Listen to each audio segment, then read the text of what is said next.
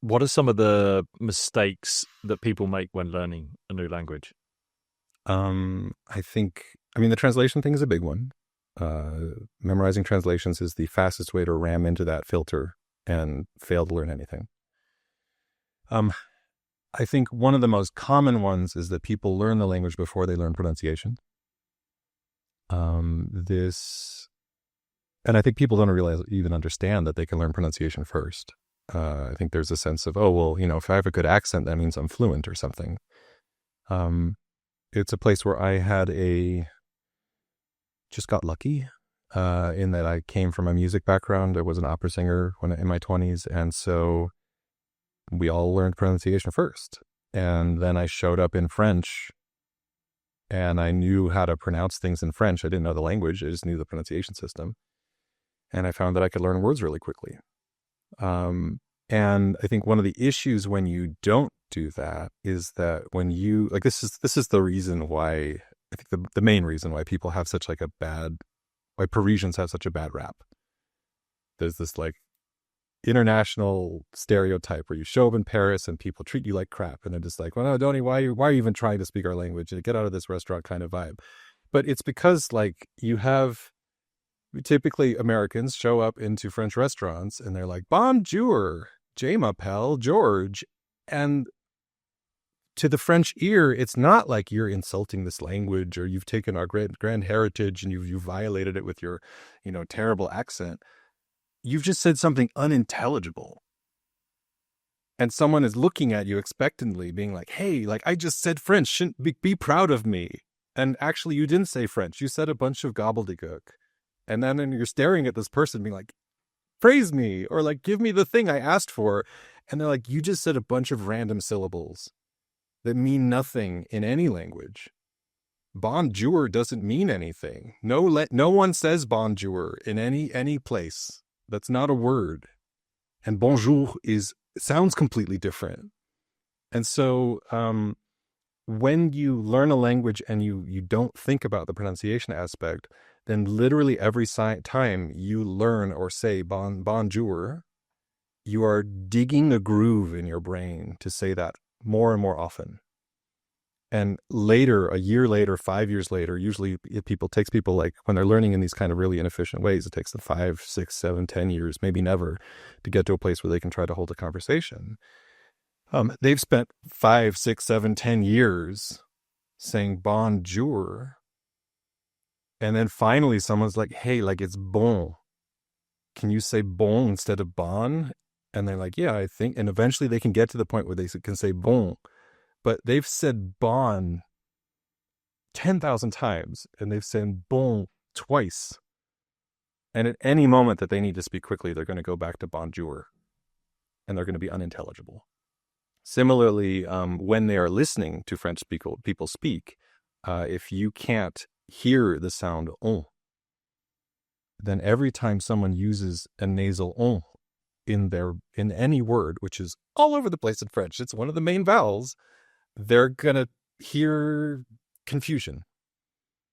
This is one of the reasons why, like that earlier example from Hungarian, I like that example of, this was fényképezőgép for camera, is that word involves a whole bunch of sounds that most people have never learned to hear because no one cares about Hungarian. Like it's a very rare language for people to care about. And so when you encounter a word that has a bunch of foreign sounds in it, your brain filters that out immediately as this is a thing I cannot comprehend and therefore will not comprehend. You'll find Japanese speakers, for instance, won't be able to remember words involving like R's and L's in them very well because Japanese has one d sound and they can't tell the difference between rake and lake. And so because their sound is right in between those two, there's we have r, we have l, and Japanese has a d right in between. And so since they have just one, every time an English word comes out where they hear vagueness, they're just like, this is something, but it's not what I'm familiar with. They can't remember the word. And so that means all the rakes and all the lakes and every single word with any R or L in it in the entire English language is extra hard for every Japanese speaker to learn unless they fix that at some point. And so for the entire duration of their learning, because most of them have not spent time building up that ear training component and actually learning how to pronounce these things correctly and hear them correctly, they are at a disadvantage to learning every one of those words forever. These are the things where you're like, you get screwed from the start. Like you get screwed before you even began just because you didn't do things in the right order. And so for me, that ends up being kind of one of the most like insidious errors people make just because they don't know to fix it. Do you think part of that actually lies with embarrassment of maybe getting it wrong, but also kind of stumbling on their own feet anyway because they're getting it wrong by just saying it in this kind of natural way in their native language? Or do you think it's a laziness of doing it, or it's an unintelligence of doing it? What might be a barrier that's stopping people from wanting to learn pronunciation? Or do you think it's just maybe it's not put forward as, I guess, common in language learning as a fundamental thing to get right first? I wouldn't say I've seen people say that that's the first thing to focus on, because you go to the textbooks, learn the words, right? X, Y, Z. I think it's the latter. I think it's that people don't know. I think there are cases where people don't care. Or people, it's a mixture of things. I think it's mostly people don't know that they're able to start there or that would be advantageous.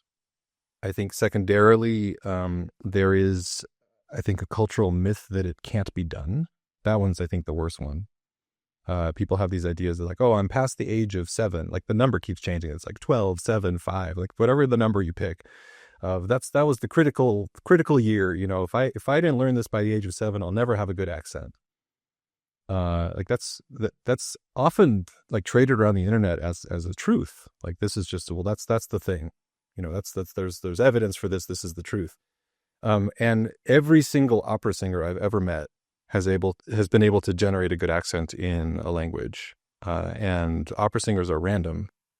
These are not some special, you don't have like a genetic test to be an opera singer. You just go learn to sing. And so basically you can't learn a new accent unless you're paid for it. And then you can. Like that's the argument I'm actually seeing, is that everyone who's paid for it is able to do it, but no one who's not, like, if then it's a genetic issue, you can't do, like, this is ridiculous. Like pronunciation is learnable. The idea that there is but this quote unquote fact that it can't be done, I think gets in people's way a lot. And then I think maybe the third piece is just, well, then how? I don't think there's a clear how that people have access to.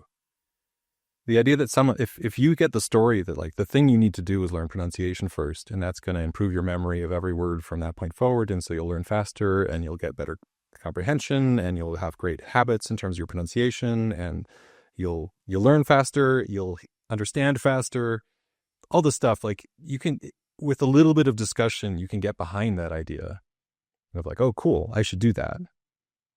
But then what? What do you do? How do you learn pronunciation? Like, that's not obvious. The idea of I can go to a textbook and memorize a bunch of words, that's obvious. I know that languages are composed of words. I know that there's books full of words. I should go learn those books. Like there's a clear to-do list there. But if I tell you learn pronunciation, there's not. And I think in it's like 2013, it was the book took 2 years to write. And 2012, I was like, I know this is important. And then by 2013, my editor was like, your methodologies here suck. Like, you can't just tell people go be opera singers.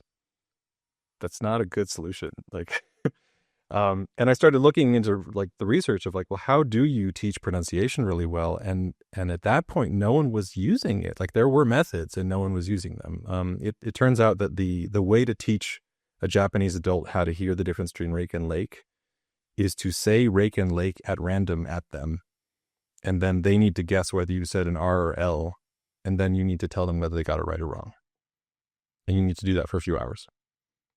And there's like really nice, clear research in the early 2000s being like, this is how you fix it. And then no one built any products with that. And so without that, like, what do? You just go on YouTube and just listen to a bunch of people and try to repeat them? That doesn't work. I mean, if you go to a Japanese speaker and you're like, just say rake. I'm just going to say rake. You say rake. You go rake, they go rake. And you go rake, and they're like dake. And you're like lake, and they go dake. They say the same thing, and you're like, well, no, those are different. I'm going to say rake and lake, and they're like, okay, dake, dake.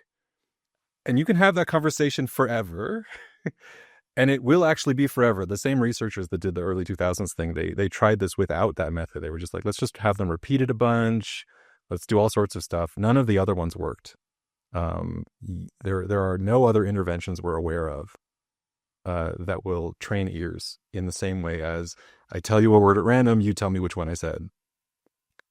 And so I think people tend to be kind of stuck because they don't know about this research. I didn't know about this research until I was a bit like halfway through writing a book about the thing.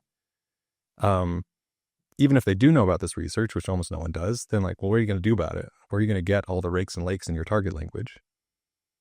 How long does it take for you to assemble that thing? What are you going to assemble it in? Are you going to write an app for this thing? Like, what are you going to do to give you this exposure? So I think these are the reasons why people get stuck. It was a lot of what I did in the early, like, year or two after the book came out was like trying to fix this thing, like start posting things on my blog, be like, here's how you make it yourself. Here, I'm going to make you some early versions. Like, I'm going to put them in this flashcard tool that's free. Like, just here, take it. Get these resources because they're so vital and they change everything, and they didn't exist at that time. So a lot of barriers. I think there's a lot of reasons why people don't do this thing. If you enjoyed that clip with Gabe and you want to enjoy even more, YouTube has come up with the best video for you to watch. I have no idea what it is, but it's going to put it around about here.